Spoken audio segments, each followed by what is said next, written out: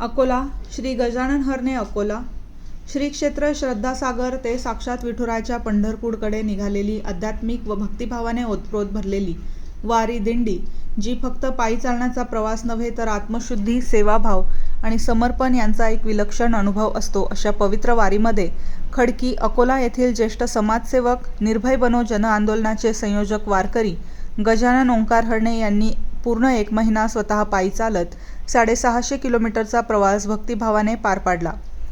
कोणत्याही VIP सुखसुविधा न घेता ही वारी फक्त त्यांच्या पायांची नव्हती, ती होती त्यांच्या सेवाभावाची, समर्पणाची आणि दृढ सामाजिक बांधिलकीची. वारीतील प्रत्येक पाऊल त्यांनी समाज प्रबोधनासाठी उचलले. फेसबुक, व्हॉट्सॲप, यूट्यूब आणि विविध वृत्तपत्रांमधून त्यांनी वारीचे वृत्तसंकलन करून जनतेपर्यंत आध्यात्मिक वारशाचा प्रचार आणि प्रसार भावनापूर्ण व निस्वार्थ भावनेने केला. वारकऱ्यांचा श्रद्धा, सन्मान अबाधित ठेवत त्यांनी एक सेवाभावी वृत्तपत्रकाराची भूमिका समर्थपणे पार पाडली. या कार्याची दखल घेत श्री संत वासुदेव महाराज ज्ञानपीठ संस्था अकोट यांच्या वतीने अलीकडेच पार पडलेल्या वारीच्या समारोपी कार्यक्रमात गजानन हरणे यांचा शाल, कपडे, श्रीफळ व पुष्पगुच्छ देऊन विशेष सत्कार करण्यात आला. हा सत्कार केवळ औपचारिक नव्हता, तर तो होता त्यांच्या समर्पण, सेवावृत्ती आणि अध्यात्मप्रेमाच्या जीवनमूल्यांचा सन्मान.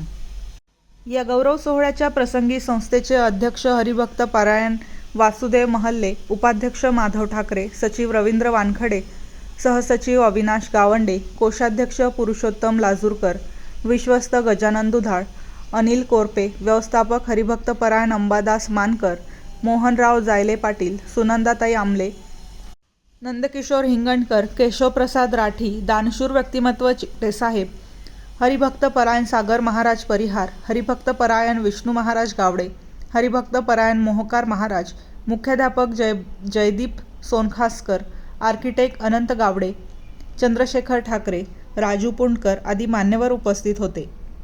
या समारंभात बोलताना गजानन हरणे यांनी अत्यंत नम्रतेने सर्व वारकऱ्यांचे, संस्था पदाधिकाऱ्यांचे आणि विशेषतः वृत्तपत्र व मीडियाचे मनःपूर्वक आभार मानले.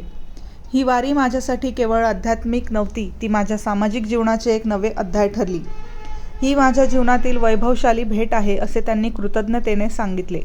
वरील कार्यक्रमातून हे प्रकर्षाने जाणवते की आजच्या धावपळीच्या युगातही समर्पण, निष्ठा आणि सेवाभाव असे त्रिसूत्री जीवनमूल्य असलेल्या व्यक्ती समाजात आपली वेगळी ओळख निर्माण करत आहेत.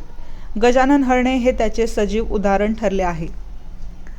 समाजात अध्यात्म, सेवा आणि पत्रकारिता या त्रयींचे एकत्रित दर्शन क्वचितच घडते. गजानन हरणे यांनी त्यांचा 1 महिना चाललेला प्रवास हा केवळ पदयात्रा नव्हता, तो एका समाजपुरुषाचा जागृतीचा जागर होता.